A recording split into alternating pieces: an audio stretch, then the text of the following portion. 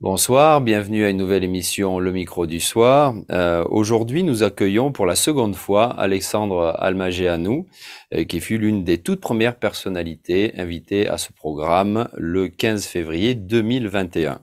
Entrepreneur franco-roumain vivant entre Bruxelles, Paris et Bucarest, Alexandre Almagéanou investit dans différents secteurs, notamment celui des nouvelles technologies, et il est directeur d'un titre de presse en France, Le Nouvel Économiste. Alexandre Almagéanou, bonsoir. Bonsoir. Merci d'être avec nous une nouvelle fois après plus de 2 ans. Alors, suite à notre premier entretien, j'avais envie de vous inviter à nouveau, notamment pour avoir votre retour sur l'actualité. Je sais que vous êtes un grand amateur de presse et de politique.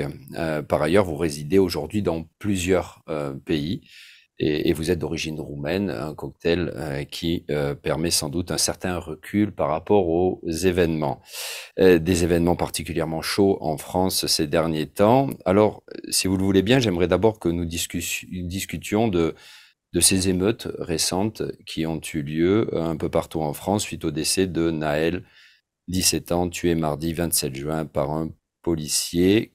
Comment les avez-vous ressentis?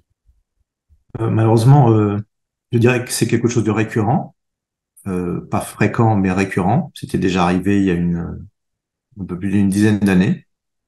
Donc, on n'a pas l'habitude, mais malheureusement, j'ai l'impression que ça s'inscrit dans un parcours auquel on commence un peu à être habitué. Euh, et ça s'inscrit dans un parcours plus global, et je relierai ça un peu au gilet jaune, même si c'est pas du tout le même phénomène, de instabilité régulière. Donc j'ai un peu l'impression que l'instabilité est devenue la stabilité normale et qu'on s'habitue à des épisodes plus ou moins désagréables. Avec l'interrogation au bout, c'est si ce genre d'événement finit par être très régulier, qu'est-ce qu'il va en devenir au bout, au niveau politique, au niveau élection, au niveau de la société globalement. Nous, on le voit à notre petite échelle de quelques années, dizaines d'années.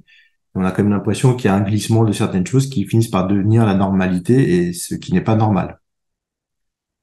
Et alors, lors de notre premier entretien, dans la présentation, je mentionnais que vous aviez vécu en Roumanie jusqu'à l'âge de 12 ans et qu'après, avec votre famille, vous étiez parti vous installer à Paris. Donc, vous avez un regard, encore une fois, et aujourd'hui vous vivez également à Bruxelles. Donc, vous avez un regard, je dirais, triple par rapport à ce qui se passe dans la société française. Est-ce que vous vous sentez parfois euh, en décalage? Vous êtes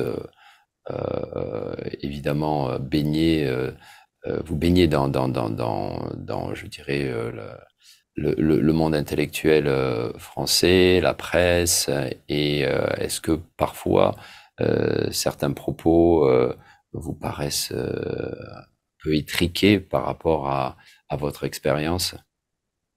Alors forcément, je dirais pour moi, petite parenthèse personnelle, c'est très compliqué de me définir parce que je me sens vraiment européen, puisqu'étant né en Roumanie, ayant vécu effectivement jusqu'à un peu plus de 10 ans, ensuite en France, en Belgique maintenant, j'ai été marié à une Italienne, on parlait plusieurs langues à la maison. Aujourd'hui, mon épouse a un passeport allemand, donc elle a vécu 20 ans en Allemagne, donc on se sent très européen. Donc c'est très dur pour moi je dirais, de compartimenter les choses. Mais en même temps, étant et français et roumain d'ailleurs, ça me permet d'avoir une liberté de pensée et même de parole. Je me sens assez à l'aise pour critiquer les uns et les autres. Ça, c'était la parenthèse personnelle. Euh, oui, pour revenir à la question, euh, je pense qu'aujourd'hui, en France, il y a une partie de la population qui vit dans une bulle, très clairement, et il y a une autre partie de la population qui est arrivée à un niveau de complication, je dirais, des gens qui travaillent. Ce sont pas ceux des émeutes de la semaine dernière, mais des gens qui travaillent et qui n'arrivent pourtant pas à joindre les deux bouts. Donc ça, c'est un problème qui, moi, me travaille énormément. Je suis pas sûr que le problème va s'arranger. On en parlera peut-être plus tard quand on parlera des nouvelles technologies, puisqu'il y a des gens qui vont mécaniquement sortir du marché de l'emploi. Qu'est-ce qu'on va en faire? Mais ce côté européen que j'ai me permet effectivement de voir des situations qui sont assez différentes d'un pays à l'autre, même s'il y a des phénomènes qui sont un peu transversaux de temps en temps. La Roumanie un peu mise à part, on pourra en parler tout à l'heure. Je suis presque déçu parfois qu'il n'y ait pas assez de mouvements et de protestations en Roumanie par rapport à ce qui se passe. Évidemment, étant français, je suis habitué aux grèves, aux manifestations. C'est le quotidien, je dirais, en général et à Paris en particulier. Même si c'est compliqué au quotidien, ça reste quelque chose qui peut-être sur le long terme peut être positif dans la société. Des gens qui protestent et qui finissent par obtenir des choses. Mhm. Je sens en vous écoutant, dans vos propos, de la sincérité, mais aussi beaucoup de retenue. Et je pense qu'elle est bienvenue parce qu'effectivement, les choses, comme vous le dites, sont compliquées. On a l'impression que la France est face à des dilemmes récurrents et que les solutions ne sont pas binaires et qu'il ne faut surtout pas tomber dans un manichéisme hein, par rapport à ces situations. Hein. Il n'y a pas les gentils et les méchants d'un côté et de l'autre. Et maintenant, si on prend le cas de la Belgique, où je dirais les rapports entre individus, je crois, sont différents. Est-ce que éventuellement, c'est une question qui me vient, la France pourrait peut-être à certains égards s'inspirer du modèle belge s'il existe? Alors, ils ont une approche un peu différente, notamment dans le rapport à l'État, les Belges. Pour caricaturer, pour les Belges, l'État, c'est une nécessité qui est là et on fait avec. Et si on peut, on essaye de faire sans. Ce qui les empêche pas d'avoir une fonction publique pléthorique. En revanche, en France, on attend de l'État à peu près tout. Donc, sûrement que la vérité est quelque part au milieu. Et tout ça est traversé quand même par l'histoire de chacun des deux pays. La France, qui est quand même un pays, et là on revient à notre première question, un grand pays, euh, ancien colonisateur de beaucoup de pays. Et je pense qu'il faut relier ça et ne pas hésiter à en parler aux problèmes actuels. La Belgique était une zone de passage, on va dire, en Europe. C'est pour ça que le Belge ne ressent pas cette nationalité belge, sans doute comme le ressentent les Français. Ce qui nous vaut parfois à l'étranger d'être caricaturé aussi, parce qu'on est quand même très chauvin et on reste très français, pour pas dire franchouillard. La Belgique, elle a pour venir et d'ailleurs rebondir sur la première question, elle a une forte communauté marocaine. Et puis elle a un passé en Afrique avec le Congo. Et donc ces deux catégories d'immigrés se retrouvent en Belgique. J'ai l'impression que c'est géré un peu différemment. Mais C'est-à-dire? ça reste très communautariste. Mhm. Mais ça n'empêche pas qu'en Belgique, à Bruxelles, les projections sur les 30 prochaines années euh, supputent que les gens de religion musulmane seront sans doute majoritaires dans la capitale. Alors, ce qui laisse Ça, à perplexe. l'horizon, À raison, les articles que j'ai vus dessus, c'est à 30-40 années. Alors, il peut se passer beaucoup de choses en termes de population en 30-40 années. Et ça reste 30-40 années, ce qui est quand même peu et pas beaucoup. À l'échelle de l'histoire, c'est pas grand-chose. Mais ça peut interroger, je dirais, le Belge moyen sur bah, où il est, qui il est, et où vont être ses enfants ou ses petits-enfants. C'est légitime et c'est tout à fait normal. En France, moi, comme ancien réfugiés politiques, donc immigrés à moitié, immigrés de fait et réfugiés politiques, évidemment, et j'en parlais avec ma mère, on a un regard assez perplexe sur ce qu'il se passe, puisque, mais ça c'est une des particularités roumaines, on a toujours essayé de s'intégrer pleinement, se forcer à parler français au lieu de parler la langue maternelle, même entre nous quand on était dehors. Et donc, ça laisse évidemment perplexe. Outre le phénomène assez classique des immigrés qui s'intègrent, qui est un peu euh, derrière moi, on ferme la porte. Euh, En gros, on veut que les immigrés s'arrêtent derrière nous et que nous, on s'intègre et qu'on n'en parle plus. Ce qui n'est pas une bonne attitude, bien évidemment. Mais, et je pense aussi à tous les immigrés ou des enfants d'immigrés aujourd'hui arabes ou africains et qui, à 98%, souffrent de cette image qui leur est envoyée. Comme nous, comme Roumains, on souffrait dans les années 90 et 2000, ça a un peu changé, des Tziganes qui étaient très présents en France, qui étaient roumains, c'est une réalité, et qui ont vraiment fichu en l'air l'image des Roumains et de la Roumanie. Pendant des années et des années, mais maintenant ça commence à devenir un peu neutre, grâce à tous les travailleurs roumains qui sont dans le pays, mais pendant 20 ans, on avait presque honte de dire qu'on est roumain, parce que ça renvoyait tout de suite l'image au mieux du gars qui faisait les pare-brises au feu rouge, au pire de ceux qui s'organisaient pour voler les parcs-mètres, et ça c'était la partie rigolote du vol. Mhm. Alors, on va Euh, parler de la Roumanie, mais je voudrais qu'on reste un petit peu encore ouais. en Belgique, parce que précisément par rapport à la situation, je trouve que on va dire ces comparaisons, mais plutôt ces visions larges entre pays peuvent aider. Euh, Est-ce que le fait qu'en Belgique, je ne connais pas trop, pas bien ce pays, mais il y a peut-être euh, une intégration qui est moins dépendante, on va dire, d'un- d'une république qui se veut d'abord et avant tout laïque, permet davantage de souplesse? Est-ce qu'il y a moins de rigidité?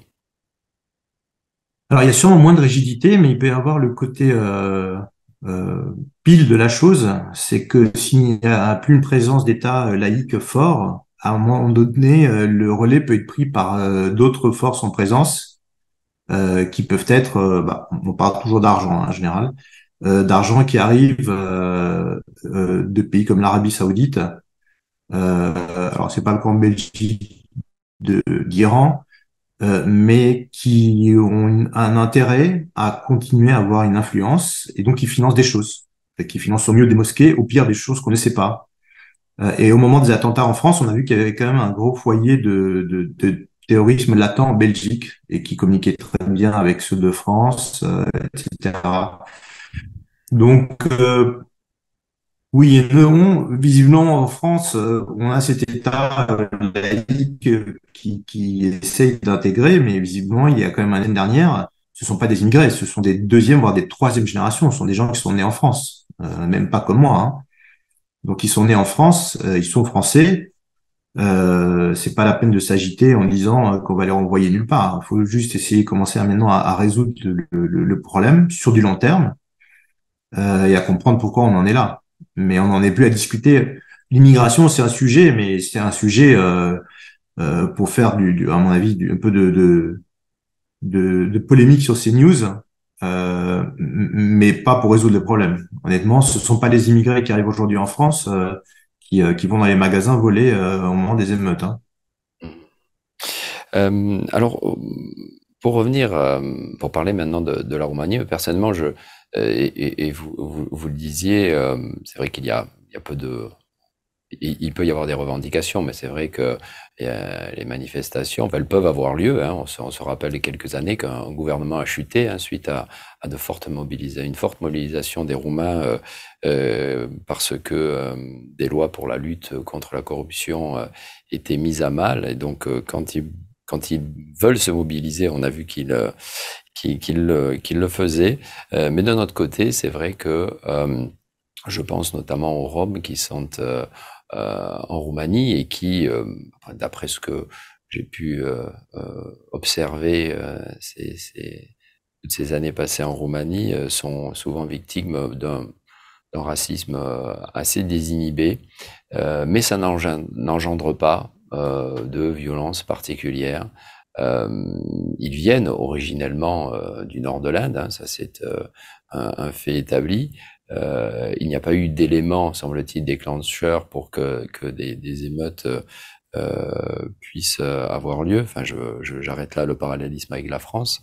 Mais ce qui est assez étonnant, c'est que malgré des aides sociales qui sont évidemment loin d'être aussi importantes qu'en France, et malgré un dénigrement complètement assumé de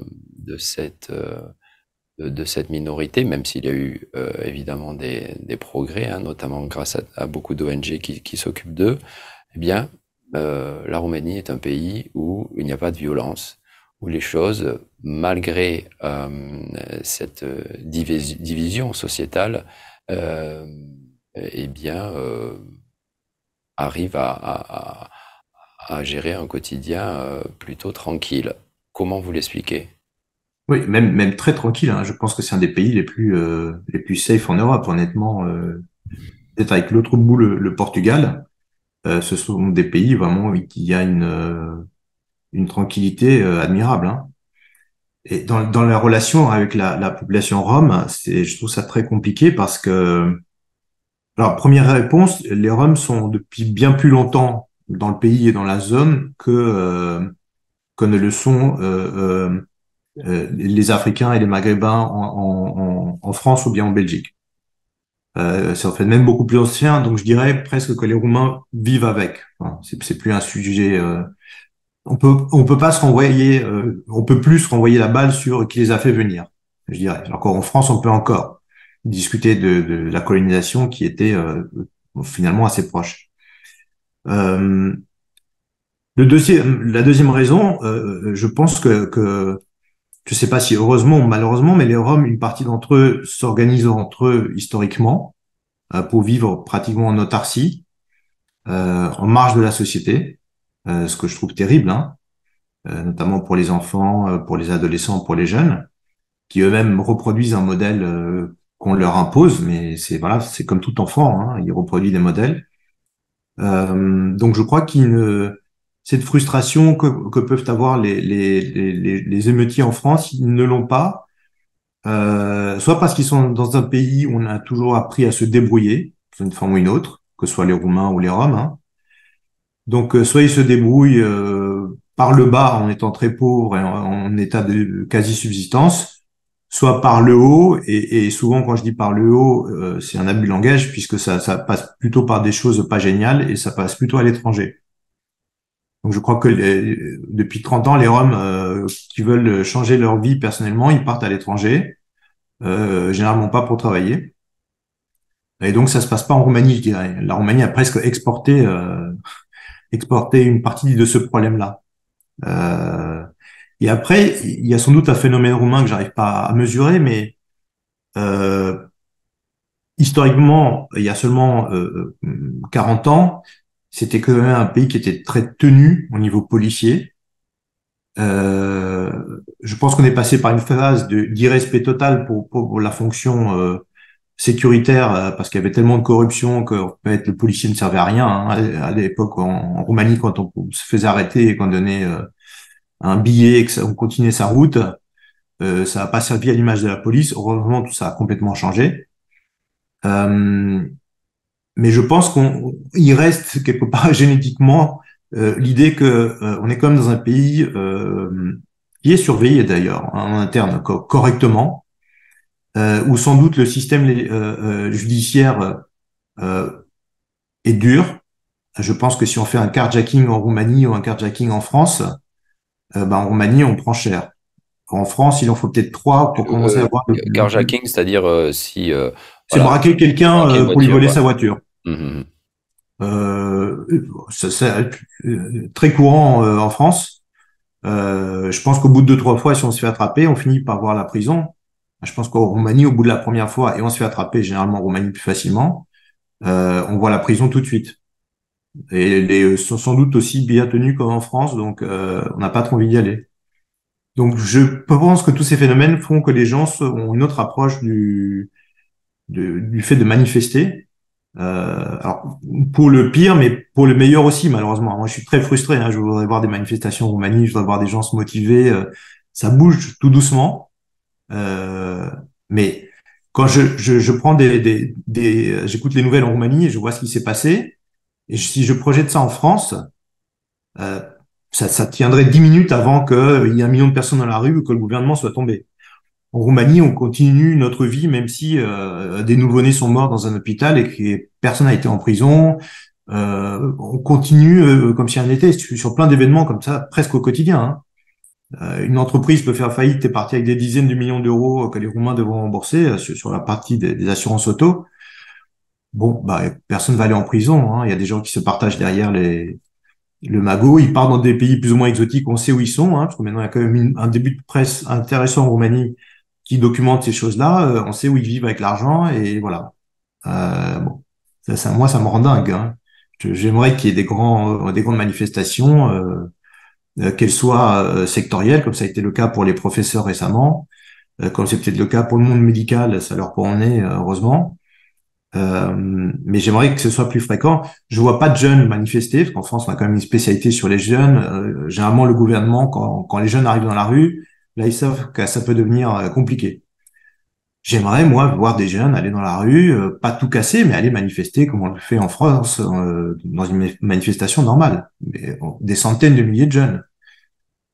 On les voit pas en Roumanie. Mmh. Et ça me frustre beaucoup. Mmh. Sur la situation politique de la Roumanie en ce moment, il y a un nouveau Premier ministre suite à une rotation gouvernementale euh, qui est du Parti social-démocrate. Euh, Quelle est votre prévision sur ce qui va se passer dans les prochains mois? On sait que l'année prochaine, c'est une grande année d'élections présidentielles, locales, etc. Euh, Comment vous voyez les choses? Évidemment, je pense à la montée du parti Aouj, parti nationaliste, on pourra qualifier aussi de populiste, enfin et dont le leader George Simeon est assez connu notamment pour ses frasques. Qu'est-ce que ça vous inspire? Est-ce que vous avez peur que la Roumanie, comme d'autres pays en Europe centrale et de l'Est, mais aussi en Europe de l'Ouest, euh, se, se tourne davantage vers une façon de faire de la politique radicale, extrême? Alors, d'abord, sur le nouveau Premier ministre, je crois qu'il n'y a rien de nouveau. En fait, ils ont juste fait des chaises musicales entre eux. Donc, c'est un non-événement pour moi. Je suis évidemment très frustré par cette alliance entre ces deux partis. Je vois pas ce que le Parti libéral est allé faire dans cette histoire avec le PSD, si ce n'est gratter des postes et de l'argent. Euh, donc ça, c'est la partie qui est vraiment pas agréable. Il commence à avoir une opposition correcte, ce que je trouve vraiment très intéressant. Pardon, Euh, excusez-moi, d'un autre côté, il semblerait que cette coalition, même si elle n'est pas, comme vous le dites, elle n'est pas du tout naturelle, eh bien, elle réussit à maintenir une certaine stabilité par rapport à des années auparavant où il y avait vraiment pas du tout de stabilité politique. alors, si la stabilité, c'est juste être au pouvoir, oui, mais enfin, le PSD est quand même au pouvoir depuis des dizaines d'années. Hein. Il y a eu, je crois, quelques petites parenthèses, mais pas beaucoup. Hein. Donc la stabilité politique, oui, mais pourquoi faire? Je crois qu'ils se sont beaucoup professionnalisés dans l'organisation de la corruption, je dirais. Donc aujourd'hui, ils arrivent à faire des lois qui sont bancales, qui laissent des portes ouvertes.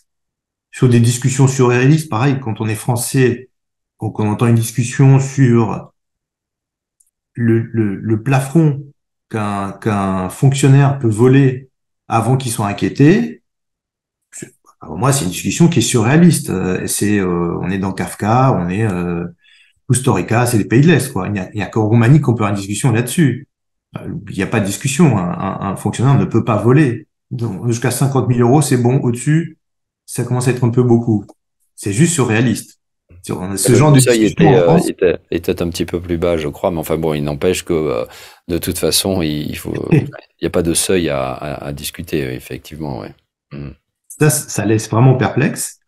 Euh, donc on se dit, oui, si ce genre de discussion ne pourrait même pas exister en France. Heureusement, hein. Euh, Ensuite, Aoul, c'est un phénomène bon, qui coche les cases de tous les mouvements nationalistes, populistes dans pratiquement tous les pays européens. Il n'y avait pas de raison que la Roumanie y échappe. Euh, je pense que c'est très lié, et ça là-dessus aussi, personne ne veut en parler, légiférer en Roumanie, on commence à le faire en France. Il y a quand même une manipulation des gens euh, technologique aujourd'hui, je dirais. J'attends avec impatience que quelqu'un commence à en discuter en Roumanie. Qu'est-ce que vous Et voulez dire par manipulation technologique? ah ben, ce que je veux dire, c'est que quand, très concret, hein, euh, euh, en Russie, il y a des gens qui manipulent sur les réseaux sociaux partiellement les élections aux États-Unis, les précédentes élections. Ils ont essayé beaucoup en France.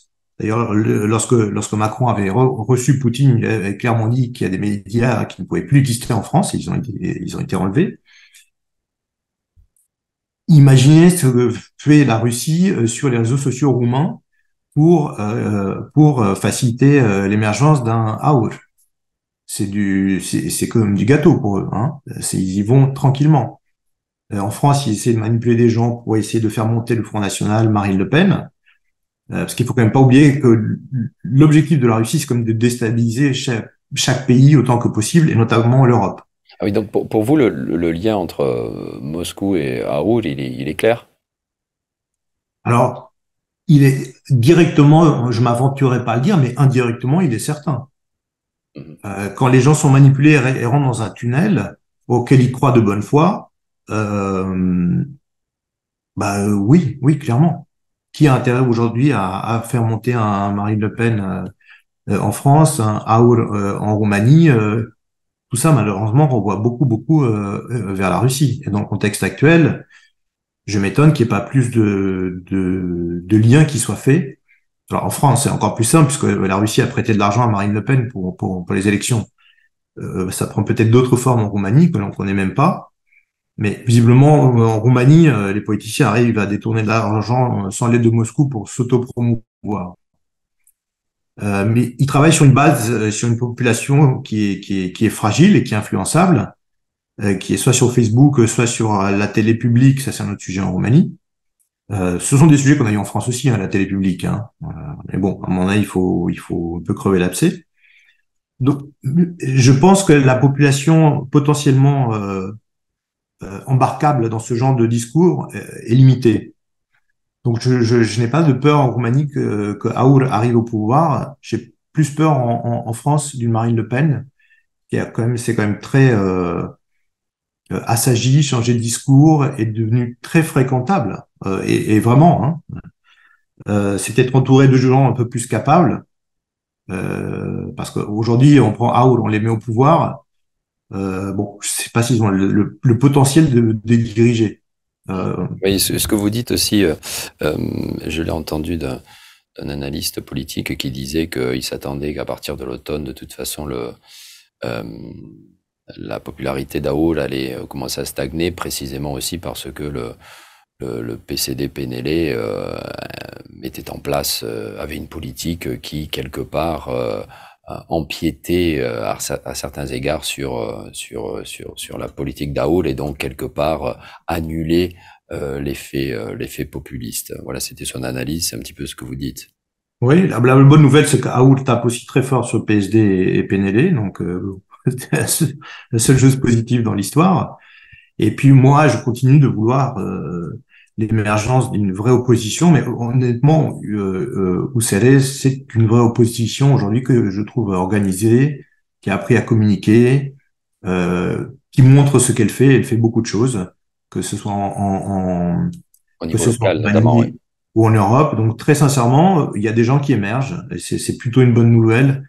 Après ces dizaines d'années de recherche de la démocratie et de monde parallèle entre le monde politique et le monde économique qui voulait même pas entendre parler du politique et ils disaient ils font leur boulot et nous on le fait de notre côté.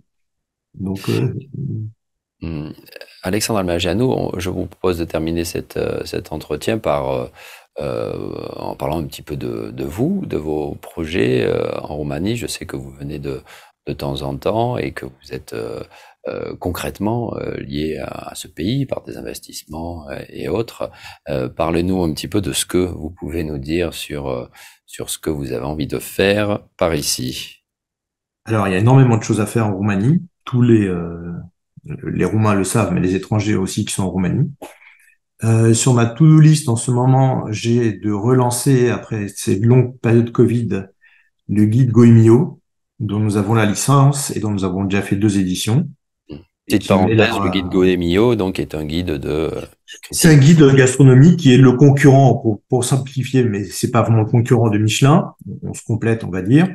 Et dont je suis très fier puisqu'il met la Roumanie sur la carte de la gastronomie mondiale, en fait. Puisqu'il y a des restaurants aujourd'hui en Roumanie qui n'existaient pas il y a 5 ans.